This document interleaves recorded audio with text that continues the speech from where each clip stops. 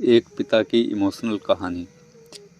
जब मैं घर से गुस्से में बड़बड़ाते हुए निकल आया था और बस स्टैंड की तरफ आगे बढ़ने लगा, मैं मन ही मन बड़बड़ा रहा था, पता नहीं कितने पैसे छुपा के रखे हैं, लेकिन मेरे लिए एक बाइक नहीं ले सकते। अब मैं यहाँ से चला जाऊँगा और तब तक वापस नहीं आऊँगा जब तक मैं खुद के पैसों से बाइक नहीं खरीद लेता। इतना सोच ही रहा था, तभी मेरे पैर में मुझे कुछ चुभने का एहसास हुआ। नीचे देखा तो समझ आया कि जल्दबाजी में पापा के जूते पहन आया हूँ। उन जूतों में कील उभरी हुई थी जो मेरे पैर में बार बार घाव किए जा रही थी। लेकिन उस समय गुस्सा अधिक था, तो मैं बड़बड़ाते हुए आगे बढ़ गया। एकाएक मुझे याद आया कि मैं पापा का पर्स भी साथ ले आया हूँ। मेरे खुरापाती दिमाग में एक ख्याल आया, क्यों ना आज पापा का पर्स चेक किया जाए, जिसे आज तक उन्होंने किसी को हाथ तक नहीं लगाने दिया था। पता नहीं कौन सा खजाना छुपा है इस पर्स में, जो किसी को हाथ नहीं लगाने देते। जब मैंने पापा का वह पुराना पर्स खोल कर देखा तो उसमें पैसे तो नहीं मिले, लेकिन पैसों की जगह पर एक डायरी रखी हुई थी।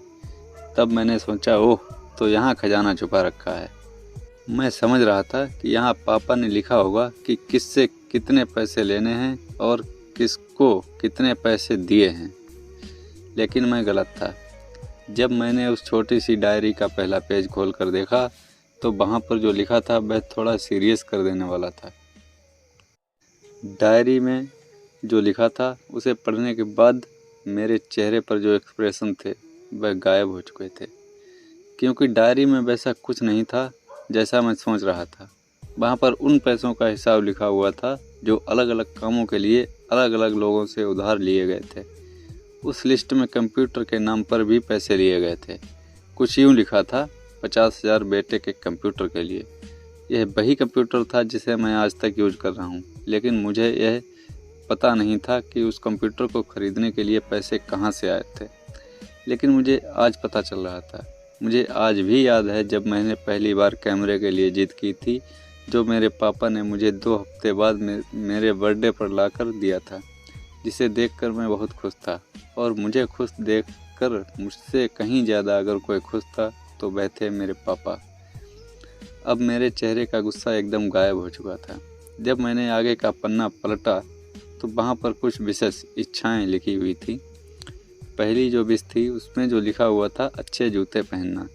यह बात मेरी कुछ समझ नहीं आई। तभी मेरा पाँव अचानक सड़क पर भरे हुए पानी पर जा पड़ा और तभी मेरे पाँव में कुछ गीलापन होने का एहसास हुआ। जब मैंने जूता उतार कर देखा तो उसका तला टूटा हुआ था। यह देखकर मुझे डायरी में लिखी बात याद आ गई। तभी मुझे माँ पापा की कही बातें भी याद आ रही थीं कि कैसे माँ जब कहा करती थी पापा से, अब तो जूते पुराने हो गए, नए ले लीजिए, तो पापा अक्सर यह कहकर टाल दिया करते थे, जूते अभी और चलेंगे, अभी कुछ दिन पहले ही तो लिए थे। मुझे आज समझ आ रहा था कि कितने दिन और चलेंगे। साथ ही साथ यह भी समझ आ रहा था कि पापा पर्स को क्यों छुपा कर रखते थे। तभी उस डायरी को पढ़ते हुए बस स्टैंड पर पड़ी बेंच पर आकर बैठ गया। अब उस डायरी का आखिरी पन्ना बचा हुआ था। उस पन्ने को जब मैंने पलट कर देखा तो वहाँ कल की डेट लिखी हुई थी। तारीख के नीचे लिखा हुआ था 50,000 रुपये बाइक के लिए। बस इतना पढ़ा और दिमाग सन्न रह गया। अब मेरे मन में कोई शिकवा गिला नहीं बचा था, बस मेरी आंखों से आंसू चले जा रहे थे। मुझे आज तक नहीं पता तब मैं क्यों रोया जा रहा था। अब मैं जल्दी से घर की तरफ भागा, लेकिन जूतों की वह कील पाँव में अब तक घाव बनाने में कामयाब हो चुकी थी। मैंने जूतों को रास्ते में ही निकालकर फेंक दिया और भागते लड़खड़ाते हुए घर जा पहुंचा, लेकिन पापा घर पर नहीं थे। मैं समझ गया वह कहाँ थे। मैं सीधा पास वाली बाइक एजेंसी की तरफ भागा। पता नहीं आज कहाँ से इतनी ताकत आ गई थी कि मैं भागते हुए थक नहीं रहा था, और वह भी बिना जूतों के नंगे पैर। जैसे तैसे मैं बाइक एजेंसी पर पहुंचा। पापा वहीं थे। मैंने पापा को दौड़कर गले लगा लिया और मेरी आंखों से आंसू रुकने का नाम नहीं ले रहे थे। पापा समझ नहीं पा रहे थे कि आखिर हो क्या रहा है, मैं रो क्यों रहा हूँ।